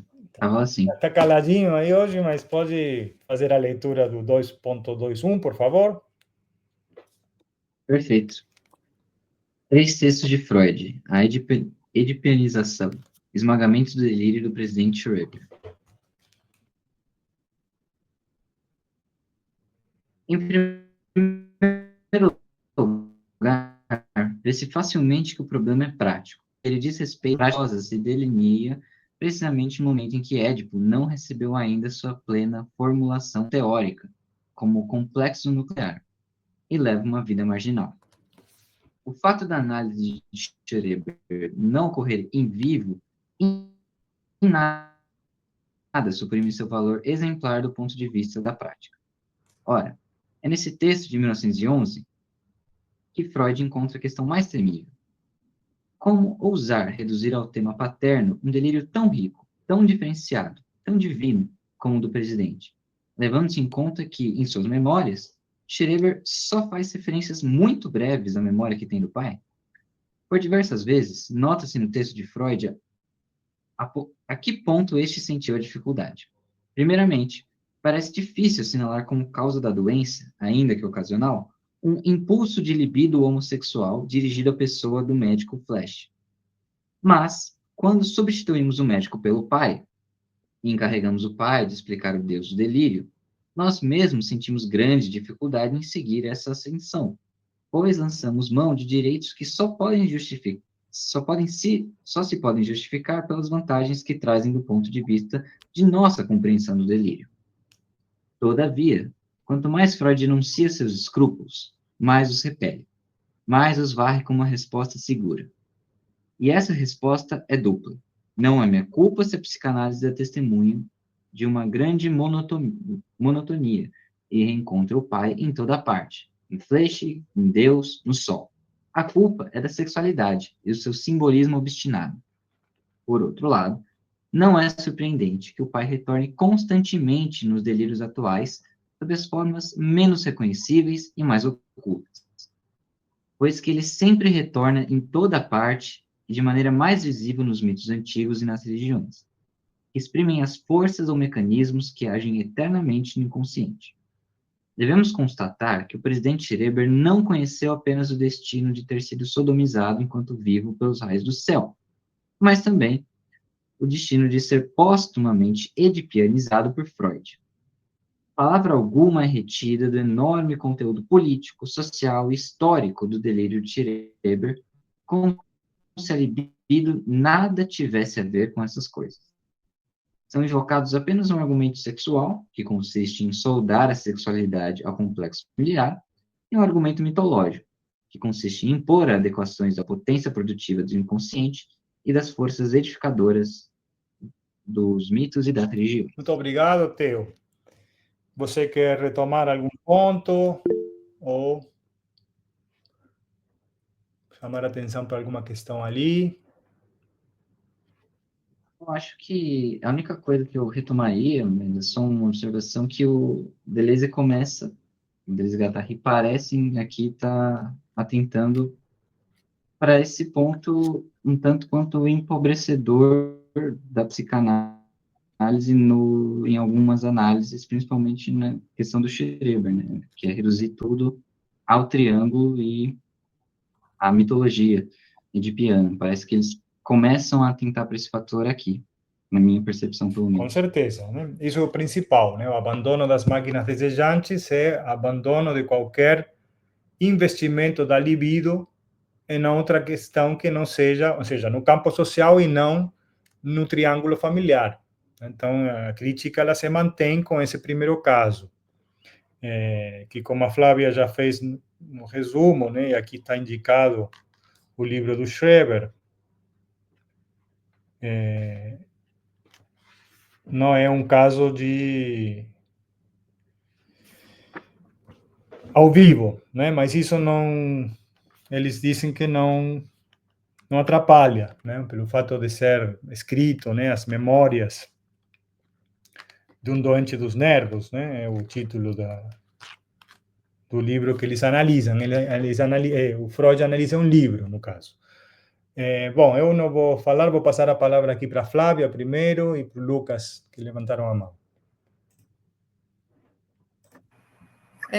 Só retomando um pouco o que o Theo falou, aqui fica muito claro por que ele usou esse exemplo do presidente Schreber, porque, de fato, isso merece uma esquizoanálise. Você analisar o excesso, a sobra, o desejo, e não a psicanálise. Você ir para o triângulo edipiano, que era o que se tinha aí em 1900, quando isso foi analisado, enfim. Então, você tem um jargão em cirurgia que é assim, se você só tem um martelo na mão, tudo para você vai parecer a cabeça de um prego. Ele tinha o esquema edipiano e assim ele tentou analisar esse caso, mas esse em particular, Deleuze e Guattari foram muito felizes em colocar, porque esse é um tipo de um caso clínico que é para ser analisado em esquizoanálise, não em psicanálise, meu ponto de vista. Bom. Obrigada, pessoal. Lucas? Olá, gente, e queria fazer uma pergunta assim para todo mundo e talvez um comentário, caso isso não ressoe tanto quanto na minha cabeça, assim. Mas, pois bem, eu li 3 livros só do Freud. Eu li o Estudo sobre a Histeria, a Interpretação em Sonhos e os 3 ensaios sobre a sexualidade. E nos estudos sobre a histeria, né, que é um livro anterior à formação da psicanálise, que é quando surge o caso da Ana, por exemplo, o Freud, ele não recorre... Eu estou tentando entender, na verdade, até que ponto também a gente pode confiar no Deleuze, assim. Não se trata, né, de trazer o lugar de defesa da psicanálise, até porque eu acho que em muitos pontos os apontamentos do Deleuze fazem sentido, mas até que ponto eles são excessivos também, porque acho que isso é um pouco típico do Deleuze. Porque justamente no caso da Ana, e em outros casos clínicos desses 5 que ele cita, a questão, pelo menos na minha leitura, direto do Freud, era de que o que causava o trauma era justamente uma supressão do desejo, né? Então, não é como se a psicanálise não lidasse com o desejo, mas é como se a supressão do desejo carregasse a um lugar que devesse ser investigado, né? Então, não me fica a questão de: será que há uma supressão do desejo na psicanálise? Será que há uma redução dela a um modelo? Porque, enfim, o princípio não se abre e reage a um desejo, e, portanto, se gera um trauma. E é preciso que o psicanalista retome a história do paciente para que, então, retome-se ao desejo. Então, portanto, o desejo está lá, né? E aí fica a minha dúvida aí. Certo. Eu vou passar a palavra para o Eric primeiro e depois a gente tenta amarrar os comentários. Opa, boa tarde. O áudio tá bom? Dá para me ouvir bem? Bom. Então, sobre esse ponto que o Lucas acabou de falar, que parece que tem um excesso na crítica de Deleuze, tem inadequação, quando você pega para ler os textos de Freud realmente e compara com a crítica que ele propõe aqui no Antiédipo, eu diria que, pelo menos em minha leitura, esse excesso ele não se dá, porque até certo ponto há um reconhecimento por parte do Deleuze e do Guattari de um fundo de verdade na psicanálise, né? E que eles falam bem no começo do 1.4, de que é que nem a Revolução Russa, você não sabe dizer exatamente onde que deu errado. Em vários outros textos e em várias outras partes aqui do Antiédipo, eles vão falar que havia um impulso revolucionário na psicanálise, e que isso se vê precisamente nos primeiros textos do Freud, onde você tem uma ligação muito forte entre o social e o libidinal, principalmente nesses que você acabou de falar do estudo sobre histeria, nesse caso dessa supressão do desejo, né? Eles vão falar isso mais aqui no capítulo 2, vão apontar precisamente, eles vão querer mostrar onde nesses 3 textos de Freud vai ter essa derrocada, por assim dizer, esse deslize para essa virada idealista na psicanálise que eles vão falar. Porque ela nem sempre foi assim, e eu acho que pelo fato dela nem sempre ter sido assim, que vale a pena discutir ela, né? Porque se desde o começo ela fosse comprometida com a representação, e desde o começo ela tivesse fadado ao fracasso, eu acho que não teria o porquê escrever esse livro. Ou melhor, não teria porquê criticar a psicanálise, mas eu acho que é justamente pelo fato de haver um potencial, um impulso verdadeiro na psicanálise que eles escrevem com tanto furor, com tanto excesso, eu acho, essa crítica. É uma revolta, no fundo, né? Perfeito. Bom, um pouco isso responde às questões do Lucas, né? Eu acho que também aqui tem questões de pesquisa que a gente não pode se deter, né? Fazer não só um curso de psicanálise, que talvez seja para você se formar como psicanalista, mas da história da psicanálise. Ver como ela surgiu, né? O Deleuze e Guattari não fazem isso, né? Eles estão mostrando um momento no qual aquilo se tornou um elemento de castração, de repressão, né, de edipiniação, não me sai essa palavra, edipiniação, enfim, de edipiniciar, né, os pacientes.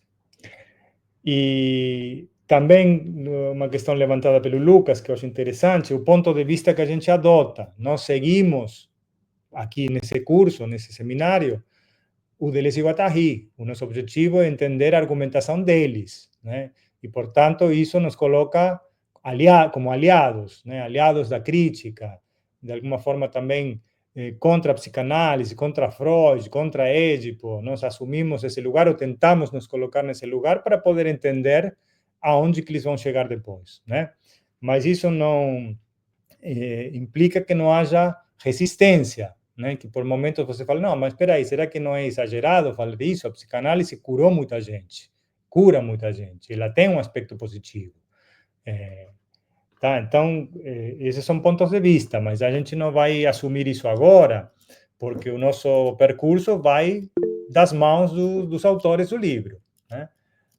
Regina. Professor, a questão desse capítulo, e até do que o Lucas colocou, não estou afirmando, eu estou só colocando, tá, para pensar. Não pode ser respondido lá pelo capítulo 1, quando ele fala das máquinas desejantes, dizendo que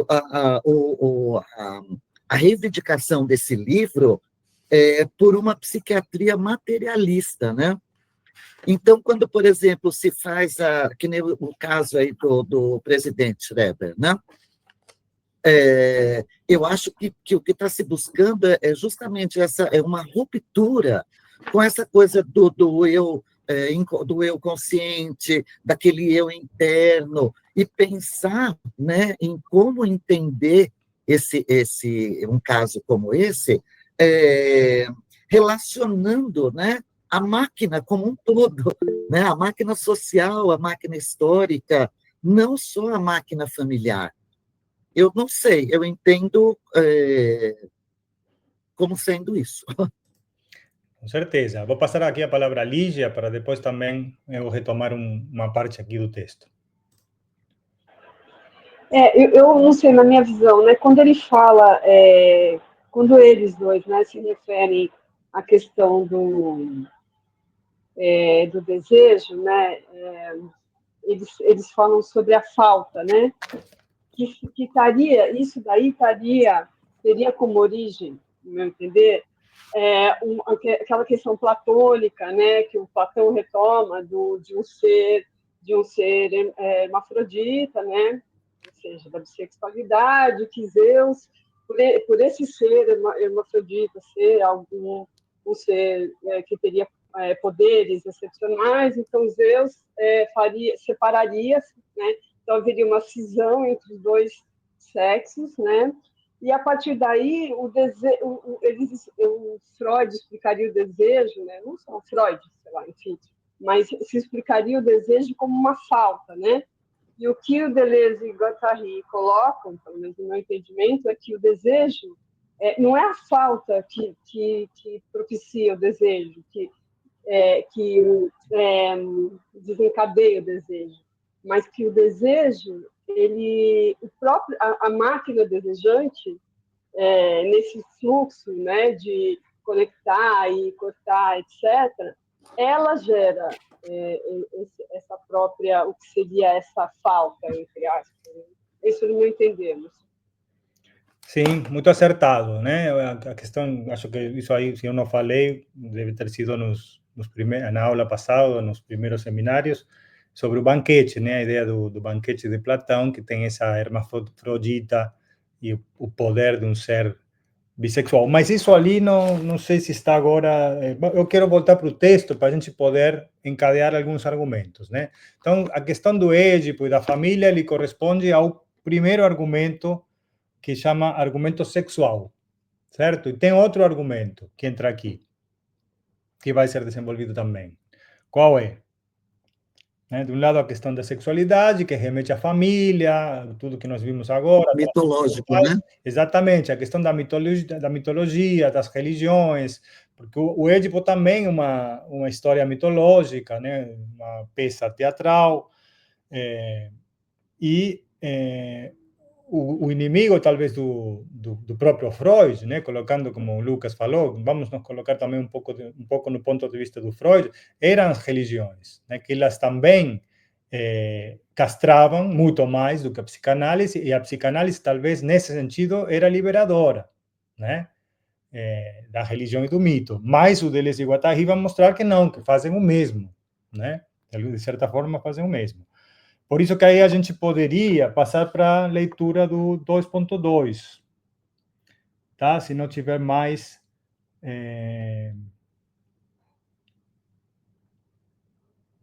dúvidas ou comentários sobre essa primeira parte.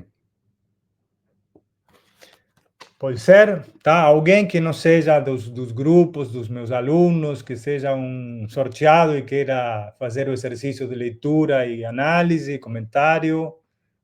Pode ser? Sim, nós determos muito no tempo. Posso escolher alguém, aqui o azar. Mas eu gostaria que vocês fizessem isso de forma voluntária, para não ser aqui repressor, castrador. Posso ser o professor? Mas pode ser Inês, mas você já falou também, eu gostaria que outra pessoa participasse. Silvia Campolim, que estás aí atenta, pode ser? Estou sem te ouvir, tem que ligar o microfone. Agora sim. Tá? Desculpa, Inês, mas eu quero que essas pessoas também possam, não se sintam intimidadas, né? Esse em que a psicanálise ainda é piedosa? Isso, por favor. E está dando para ouvir, né? Sim. Este último argumento é muito importante e não é por acaso que Freud declara estar de acordo com Jung a esse respeito. De certa maneira, esse acordo subsiste após a ruptura da vida entre eles, porque se considerarmos que o inconsciente se exprime adequadamente nos mitos e nas religiões, levando sempre em conta, bem entendido, o trabalho de transformação, há duas maneiras de ler essa adequação, mas essas duas maneiras têm em comum o postulado segundo o qual o mito é a medida do inconsciente e que, desde o princípio, substituiu as formações produtivas por simples formas expressivas. A questão fundamental, por que retornar ao mito? Por que tomá-lo como modelo? É ignorada, afastada. Assim, a suposta adequação pode ser interpretada de maneira dita analógica, em direção ao alto, ou então, inversamente, de maneira analítica, em direção ao baixo, reportando o mito, as pulsões, mas como as funções são decalcadas do mito, desfalcadas do mito, levando em conta as transformações. Queremos dizer que é a partir do mesmo postulado que Jung é levado a restaurar a mais difusa, mais espiritualizada religiosidade e que Freud se vê confirmada em seu mais rigoroso ateísmo. Para interpretar a adequação postulada por ambos, Freud tem tanta necessidade de negar a existência de Deus, quanto Jung tem de afirmar a essência do divino. Mas tornar a religião inconsciente ou tornar religioso o inconsciente é sempre injetar religiosidade no inconsciente. E o que seria a análise freudiana sem os famosos sentimentos de culpabilidade atribuídos ao inconsciente? E o que se passou na história da psicanálise? Freud se agarrava a seu ateísmo à maneira de um herói. Acontece que, em torno dele, cada vez mais deixavam-no falar, deixavam respeitosamente que o velho falasse, mas, às suas costas, ia se preparando a reconciliação das igrejas e da psicanálise. O momento em que a igreja formaria os próprios psicanalistas e no qual se poderia escrever na história do movimento, em que nós somos ainda piedosos.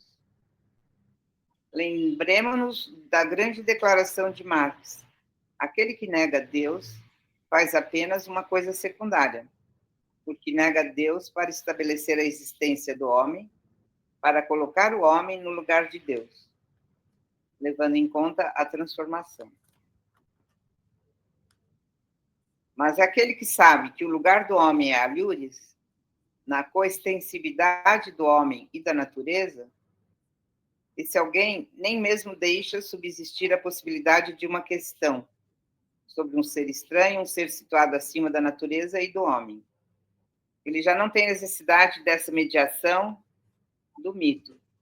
Já não precisa passar por essa mediação, por essa negação da existência de Deus, pois atingiu essas regiões de uma autoprodução do inconsciente, em que o inconsciente é tão ateu quanto órfão, imediatamente ateu. E o exame do primeiro argumento nos conduziria, sem dúvida, a uma conclusão semelhante. Com efeito, ao soldar a sexualidade ao complexo familiar, ao fazer de Édipo o critério da sexualidade na análise, a prova por excelência da ortodoxia, o próprio Freud citou o conjunto das relações sociais e metafísicas como um após ou um além, que o desejo era incapaz de investir imediatamente. Então, vem a ser bastante indiferente o que esse além derive do complexo familiar por transformação analítica do desejo, ou que seja significado por ele numa simbolização anagógica. Consideremos um outro texto de Freud mais tarde. Tá bom aí.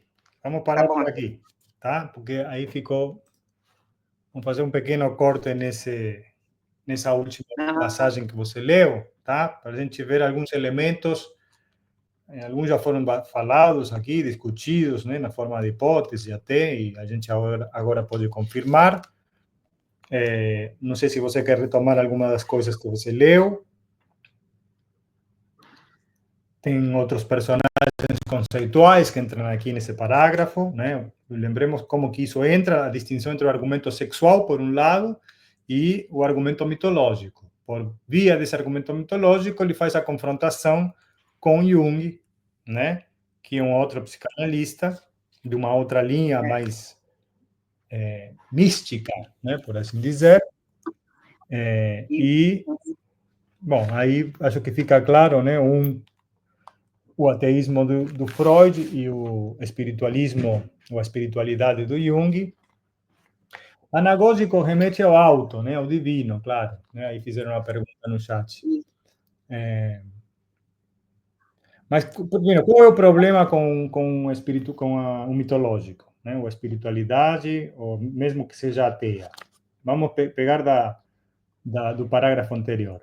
Ele atenua as máquinas desejantes, né? Isso atenua a produção, a produtividade, a potência produtiva do inconsciente. É a última linha do ponto anterior, né? Por isso que eles vão entrar sem mais análise sobre os 5, por isso que eu falei, os 5 casos de psicanálise são importantes a título de conhecimento, de curiosidade, mas no texto eles passaram por aqueles 5 casos de uma página, né? Viraram tudo isso, obviamente, o papai e mamãe, a sexualidade, tesão pelo pai, aquilo que a gente já sabia.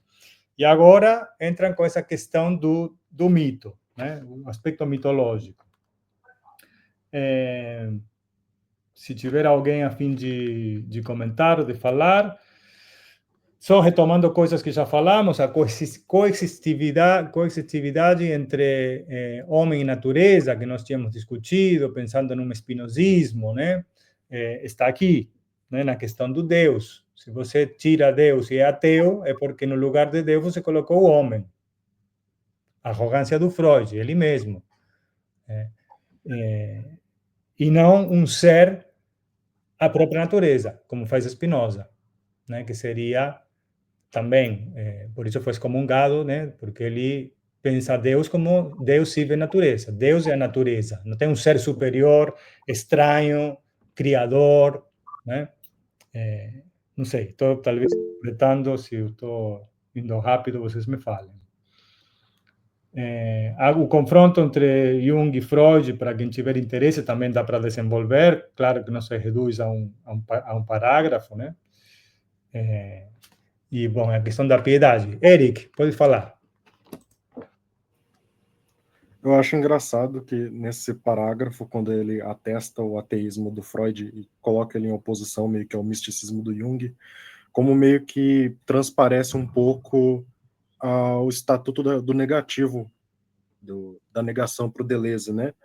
Porque ele fala desse ateísmo do Freud, que ele se agarra a esse ateísmo como se fosse um herói, só que por trás desse apreço pelo ateísmo, meio que você tem a transformação do homem, que agora passa para o lugar de Deus, como ele citando Marx, né? Uhum. E que você tem muito essa crítica que Deleuze faz a essa questão da negação, né? De que quando você nega, você apenas está privilegiando um termo no lugar de outro, você apenas está reescrevendo-os e operando uma manutenção deles, você de fato não está negando como acredita que está negando. Então, no caso, o ateísmo de Freud não está negando Deus, mas, pelo contrário, está insidiosamente infiltrando, de uma certa forma, no homem. Que esses elementos de transcendência ainda vão subsistir na sua análise, por mais que ele, autodeclarado, se declare um ateísta, né?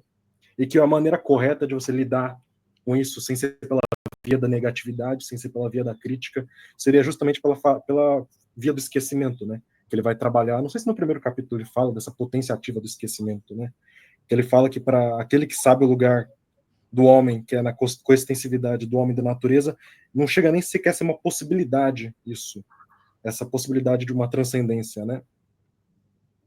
Certo, é aquilo que chama também teologia negativa, né? De forma geral. Deus é positivo e não Deus é negativo, mas continua apegado ao conceito de Deus. Né? É o que você está falando. Lígia, pode falar. Oi, aí eu queria falar só uma coisa rapidinha, que ele fala eu acho que vai ser no próximo parágrafo, mas enfim, que ele vai tratar da operação pela qual a psicanálise castra o inconsciente, né? Esse negócio de acreditar ou não, de Deus, não é, na verdade, que esqueci o nome dele, estava falando agora, antes da gente, de Deus, de acreditar e tal, que, na verdade, assim, né, o Freud ateu, o que ele faz, na verdade, de certa forma, né, o que Deleuze e Guattari criticam, né, estou falando que eu acho, enfim, que eles se perguntam, né, o que é um inconsciente que nada mais faz do que acreditar em vez de produzir? Né? Quais os artifícios que injetam as crenças no inconsciente, né? Então, aí, nesse caso, assim, só para mencionar o que... Ai, como é que ele chama, o que ele estava falando agora? Sobre ateísmo. Desculpa, mas você realmente pulou umas páginas. A gente vai ler... foi, desculpa. A gente vai ler isso ainda, né? É mais para uma... de organização. Ele só está pegando o ponto dele aí, desculpa. Não, tudo bem. Aí a gente vai voltar nisso, não sei se ainda na aula de hoje ou na próxima, né? Por isso eu queria mais ver se tem mais algum ponto aqui sobre esse parágrafo, e aí a gente passa para a leitura do próximo, tá? Eu não sei se eu te interrompi, Eric, você estava falando, mas eu achei que você já tinha terminado, né? Mas basicamente é isso, né? O problema do mito e da religiosidade é atenuar a produção, a libido, que poderia se conectar com outros aspectos do campo social, e é reduzida à sexualidade pela determinação familiar ou a espiritualidade, seja na sua forma negativa, que também vai exaltar a importância do homem, né? E talvez a gente poderia pensar que aí ele, o Freud, enquanto analista, né? Não tem, deixemos Deus para lá e deixemos a igreja, porque agora eu posso te curar, né? Assumindo aqui um pouco o lugar do Deleuze e Guattari. Regina, rapidamente, viu que a gente já está nos últimos minutos, eu queria fazer a leitura do outro ponto. Tá, professor, isso que você acabou de falar, será que dá para a gente mais ou menos entender como sendo a desconstrução do desejo para transformar o desejo num produto? Porque a partir do momento que o desejo, você até comentou, né, pode ser, como é que se diz? Fruto de um mito ou de um problema familiar. Você está desconstruindo o desejo, né? O desejo, ele deixa de ser produtivo e passa a ser um produto, vamos supor, um produto do capital até, né? Do capitalismo. Não é isso? É isso, sim, com certeza. Também concordo com o Eric que o Jung e o Freud estariam na mesma linha, né? Tirar o desejo produtivo de outros aspectos do campo social, né? E reduzir. Mas por que isso? Porque se trata de uma cura, né? Então, em algum momento, talvez eu também me adiante, a ideia do Freud é pôr um pouco de ordem, ordenar essa proliferação, essa produção de produção, esse ser que tem um aspecto edipiano, mas também tem um aspecto esquizo, e esse esquizo incomoda, porque ele tem problemas sociais, tem problemas de fobias, todos esses problemas que nós vimos aí patológicos, né? Então, o intuito do Freud é curar a pessoa, é que ela possa viver sem esses problemas. Só que o Deleuze e Guattari vê que com isso foi excessivamente castrador, né? Que entre essa ordem, essa edipinização e uma proliferação de desejos, há um grau, né, uma variação enorme, uma possibilidade enorme de produção e de criação de novos modos de vida que é cortado, né? Esses fluxos são cortados, né? Alguns deles vão dar em patologias e até em mortes, né? O esquizo que mata os pais, né? Também tem isso. Então, em algum ponto, Freud está certo de querer curar, né? De querer ordenar. E a psicanálise, como qualquer outro aparelho repressivo do Estado, vamos falar outro, da polícia que a gente estava falando. Então que não tenha polícia que vai dar tudo certo. Não, espera aí. Quando você for assaltado, você vai falar, não, melhor vamos voltar à polícia, né? Também não resolve completamente, por isso continua tendo assalto. Mas é uma forma de ordenar esse campo social. Então, como que ordena? Reduzindo, né? Reduzindo fluxos que poderiam dar em lugares desconhecidos a aquilo que nós conhecemos. O que nós conhecemos? A família, papai e mamãe, né? O mito do Édipo, tá? As religiões, tá?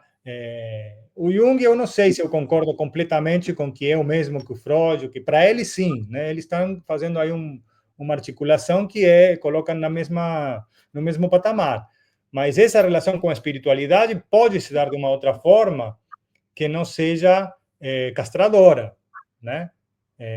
Eu não vou aqui dar exemplos, mas o misticismo, e tem aí outras coisas que eu acho que o Jung estaria de acordo com isso, né? O uso da ayahuasca para liberar as consciências, e o Deleuze cita um outro, né? O Castaneda, com as plantas alucinógenas e tal. Então, eles também têm um lado místico, só que aqui ficou assim, aqui ficou os dois juntos porque eles estão fazendo a crítica à psicanálise completa. Se quiser trazer o Lacan com o significante, também entra no mesmo bojo, né? Qualquer um que queira analisar e curar o outro, eles vão estar em contra porque estão tirando essa parte da máquina, né? Esse indivíduo, vamos dizer assim, enquanto parte da máquina, né? Eles cortam, a gente conseguir chegar lá como que se dá nos fluxos, no capítulo 1 tinha, né?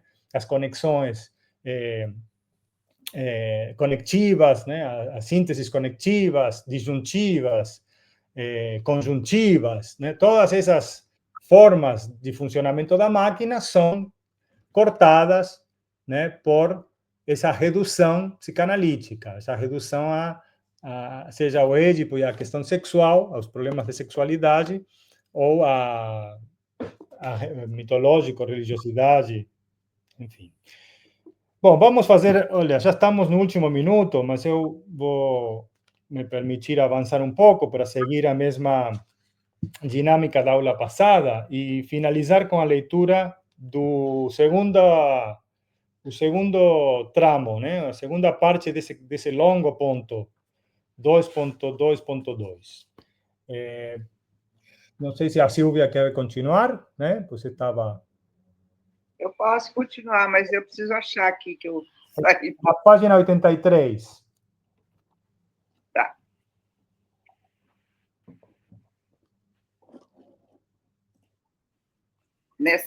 Consideremos um outro texto de Freud, mais tardio, no qual Édipo já é designado como complexo nuclear. Un enfant est battu. O leitor não consegue evitar uma impressão de inquietante estranheza. Nunca o tema paterno foi menos visível e, contudo, afirmado com tanta paixão e resolução. Aqui o imperialismo de Édipo se funda numa ausência. Porque, afinal, dos 3 tempos do fantasma supostos na menina, o primeiro é tal que o pai ainda não aparece nele. E no terceiro tempo, o pai já não aparece mais. Resta, então, o segundo tempo, no qual o pai brilha com todas as suas luzes, nitidamente, sem equívoco. Mas, justamente, esta segunda fase nunca tem uma existência real.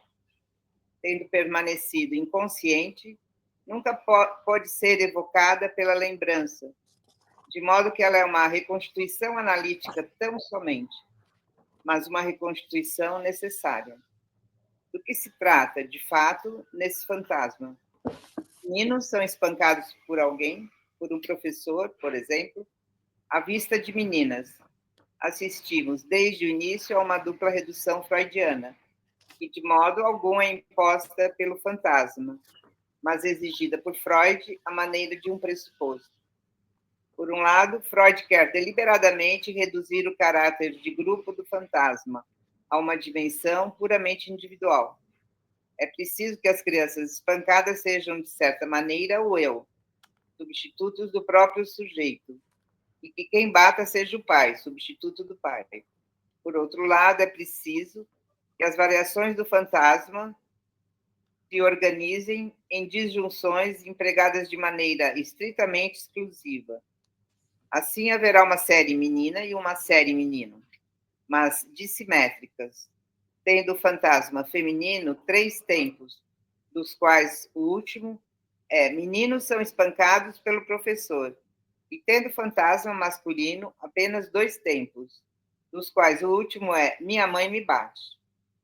O único tempo comum, o segundo das meninas e o primeiro dos meninos, afirma sem equívoco a prevalência do pai nos 2 casos, mas é o famoso tempo inexistente. Com Freud é sempre assim.